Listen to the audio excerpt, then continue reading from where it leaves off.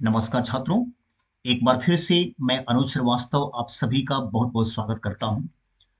आइए छात्रों, आज भी हम इकोनॉमिक्स के कुछ बेहतरीन ऑब्जेक्टिव क्वेश्चंस को आपके लिए लेकर आए हैं और उम्मीद करूंगा कि ये सारे क्वेश्चंस आपको आने वाले एग्जाम में बहुत अधिक हेल्प पहुंचाए। तो आप सारे क्वेश्चंस को जरूर देखेंगे, एक क्वेश्चन भी स्किप नहीं करेंगे। और यदि वीडियो अच्छा लगे तो आप वीडियो को शेयर जरूर करेंगे। और यदि आप मेरे चैनल पे नए होंगे तो चैनल को सब्सक्राइब भी जरूर कर लेंगे। तो आइए बिना देरी किए आज के पहले प्रश्न को देखें। पहला प्रश्न क्या है? पहला प्रश्न दे रहा है कि किसी देश में जीवन स्तर प्रतिबंधित होता है किसके माध्यम से? यानी ए ऑप्शन दे रहा है गरीबी के अनुपात से, प्रति व्यक्ति आय के माध्यम से, सी राष्ट्रीय आय से, और डी दे रहा है बेरोजगारी से। तो जैसे कि आप सभी को पता है कि किसी भी देश का जीवन स्तर उस देश के प्रति व्यक्ति आय से ही प्रतिबंधित होता है। यानी अगर किसी देश के लोगों का प्रति व्यक्ति आय बेहतर होगा तो निश्चित है कि उस देश के लोगों का जीवन स्तर भी बहुत ही बेहतर होगा। तो यहां पर आपका सही आंसर बनेगा प्रति व्यक्ति आय, बी नंबर ऑप्शन। अब आइए दूसरा क्वेश्चन देखते हैं। दूसरा क्वेश्चन क्या दे रहा है? भारत का राष्ट्रीय आय का प्रथम मापन किसके द्वारा किया गया था? यानी देश में नेशनल इनकम की गणना सबसे पहले किसने किया था? ऑप्शन देखें, ए में दिया है विलियम डिगबोई द्वारा, बी ऑप्शन दादा भाई नेरोजी के द्वारा, सी एम जी रानाडे द्वारा, और डी दिया है वी के आर वी राव के द्वारा। तो भारत में राष्ट्रीय आय की गणना सबसे पहले दादा भाई नेरोजी के द्वारा किया गया था। तो आपका सही आंसर बनेगा बी। दादा भाई नेरोजी ने सबसे पहले देश में राष्ट्रीय आय की गणना किया था। और राष्ट्रीय आय की गणना दादा भाई नेरोजी ने जब सबसे पहले किया था तब उन्होंने बताया था कि भारत की प्रति व्यक्ति लोगों की जो आय है,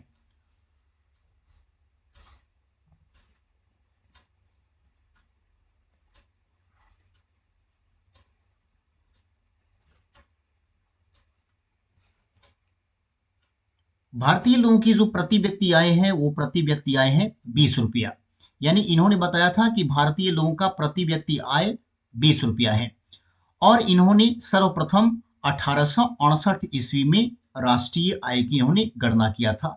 तो याद रखेंगे 1868 में इन्होंने सबसे पहले राष्ट्रीय आय की गणना की थी।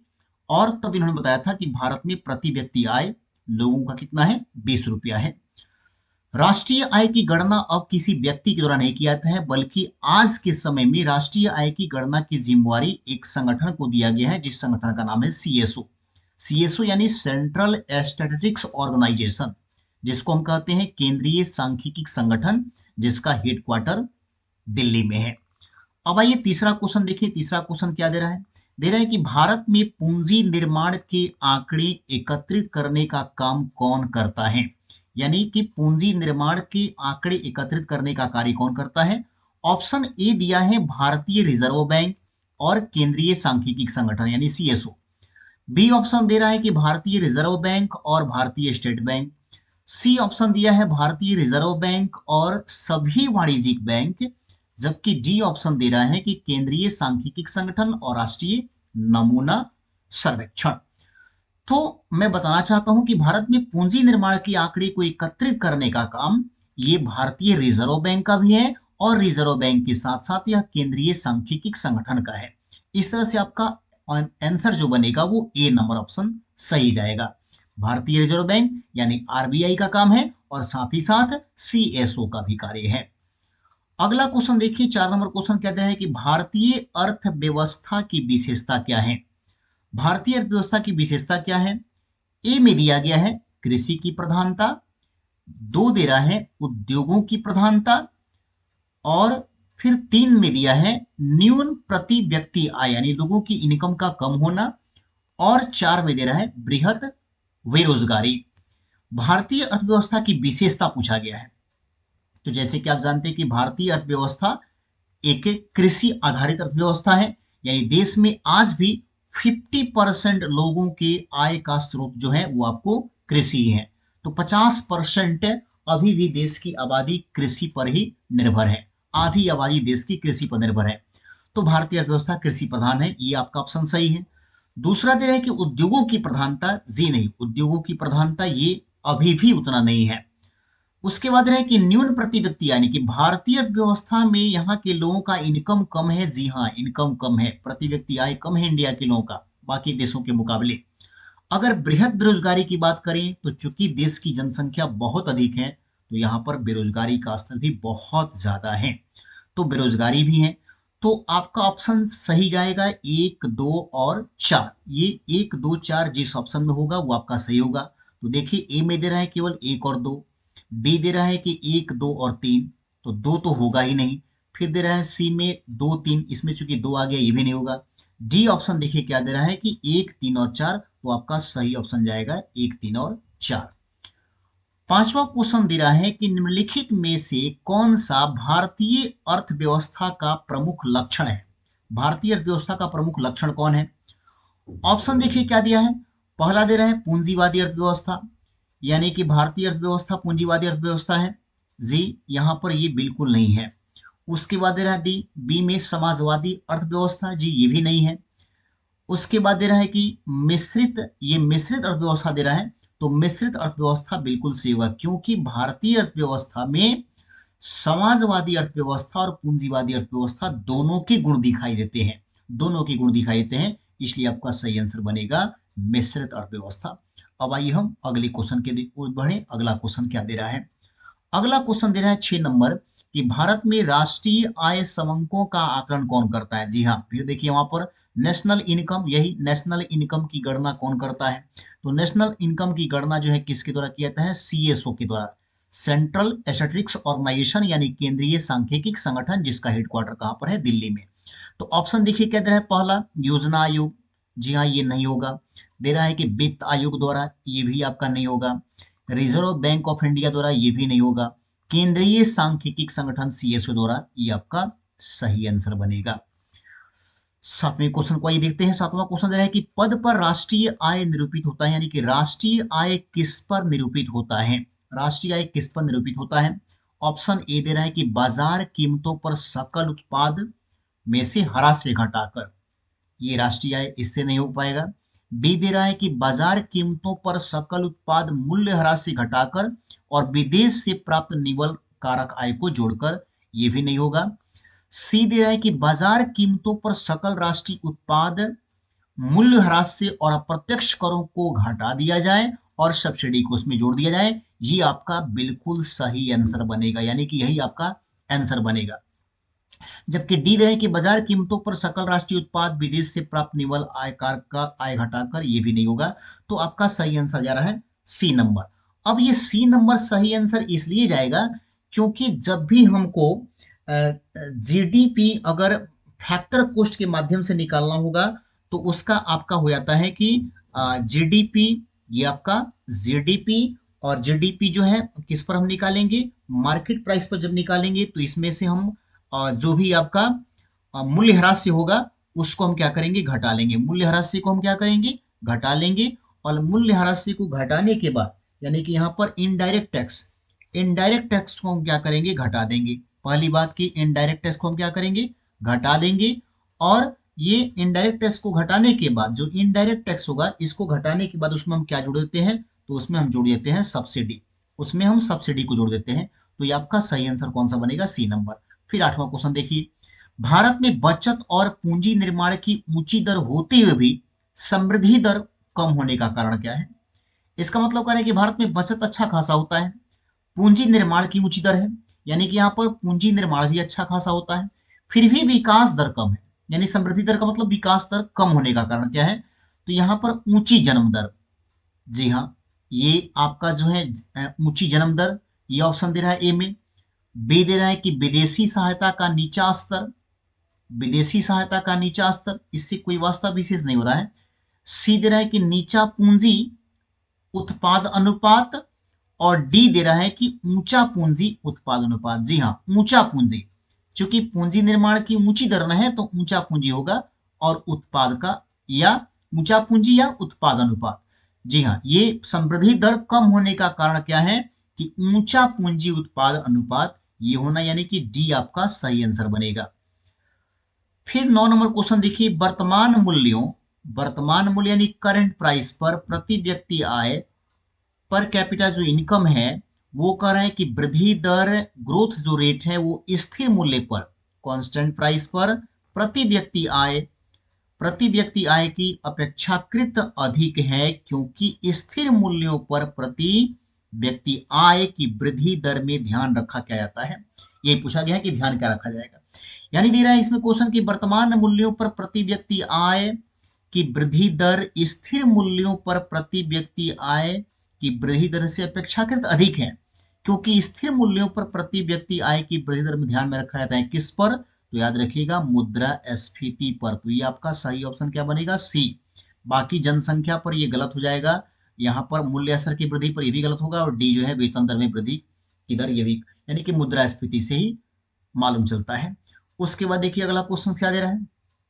अगला क्वेश्चन 10वां है कि 1949 में भारत सरकार द्वारा नियुक्त राष्ट्रीय आय समिति, जी हाँ, राष्ट्रीय आय समिति का अध्यक्ष किसको बनाया गया था, तो ऑप्शन दे रहा है A C R Rao, B P C Mahalanobis, C B K R V Rao, और डी दे रहा है के एन राज। यहाँ पर आंसर बनेगा पी सी महालनोबिस। पी सी महालनोबिस भारत में 1949 में जो नियुक्त राष्ट्रीय आय समिति जो बनी थी उसके अध्यक्ष बनाए गए थे पी सी महालनोबिस। और वैसे अभी आप जानते हैं कि भारत में पंचवर्षीय योजनाओं के जनक भी पी सी महालनोबिस को ही कहा जाता है। द्वितीय पंचवर्षीय योजना का मॉडल जो है पी सी महालनोबिस ने ही तैयार किया था, और द्वितीय पंचवर्षीय योजना में सबसे अधिक ध्यान किस पर दिया गया था, उद्योगों के विकास पर। तो उद्योगों के विकास पर ध्यान दिया गया था, क्योंकि पीसी महालनोबिस भी एक बहुत बड़े उद्योगपति थे। उसके बाद देखिए 11वां क्वेश्चन क्या दे रहा है कि सकल घरेलू उत्पाद जीडीपी के बारे में निम्नलिखित निष्कथनों पर विचार कीजिए। जीडीपी, ग्रोस डोमेस्टिक प्रोडक्ट, तो याद रखिएगा जीडीपी का सीधा सा मतलब आप समझिएगा। जीडी का मतलब हो गया कि देश की सीमा के अंदर, देश के सीमा के अंदर उत्पादन किसी ने भी किया हो, इससे कोई मतलब नहीं है। अगर आपके देश की सीमा के अंदर किसी चीज का उत्पादन हो रहा है, वो उत्पादन चाहे आपके देश के लोग किए हो या विदेशी लोग किए हो, इससे कोई वास्ता नहीं है। उत्पादन कौन कर रहा है इससे मतलब नहीं है, उत्पादन कहां हो रहा है इससे मतलब है। यानी जीडीपी की जब भी हम तुलना करेंगे, सिर्फ हम कहां तुलना करेंगे, भारत के अंदर। कहां तुलना करेंगे, भारत के अंदर। अब भारत के अंदर अगर हम बात करें तो भारतीय लोग भी हैं, और भारत के अंदर आपको दूसरे देशों के लोग भी। तो अगर दूसरे देश के लोग भी इंडिया के अंदर ही किसी चीज का उत्पादन कर रहे हैं तो हमारे देश की जीडीपी में ही जुड़ेगा। यानी जीडीपी का सीधा सा मतलब है कि उत्पादन कहां हो रहा है, कौन कर रहा है, कोई मतलब नहीं।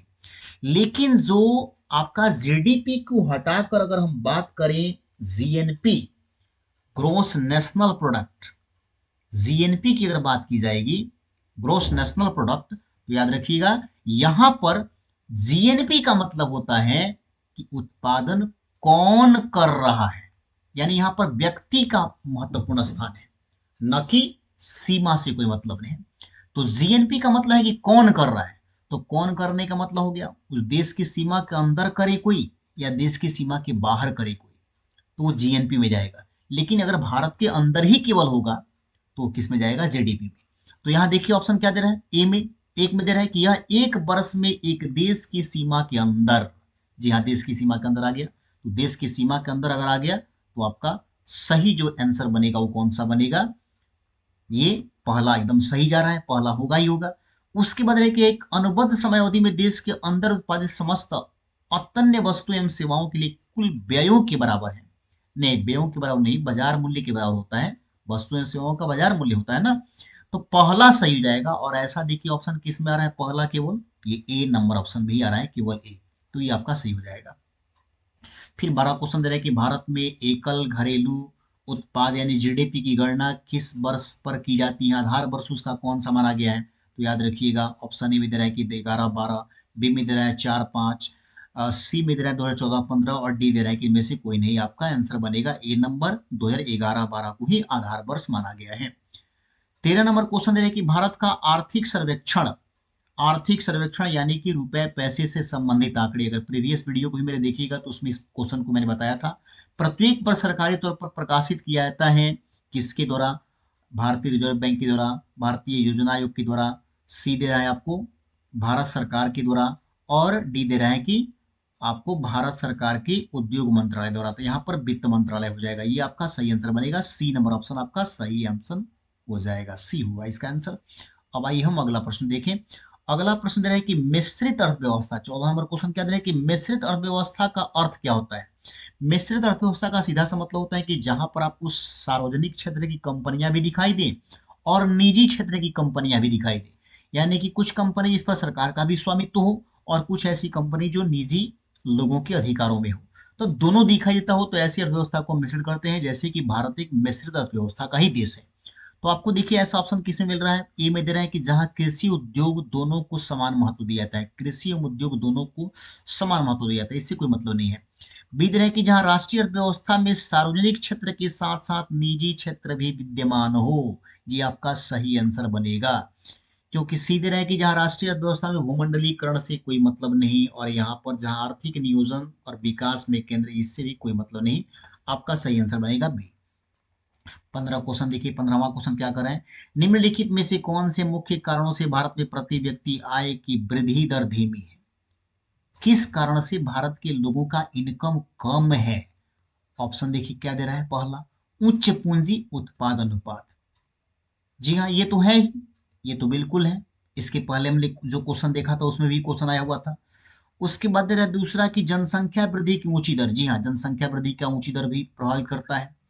उसके बाद पूंजी निर्माण की ऊंची दर, पूंजी निर्माण की ऊंची दर ये भी है। और डी दे रहा है कि वित्तीय घाटे का ऊंचा स्तर।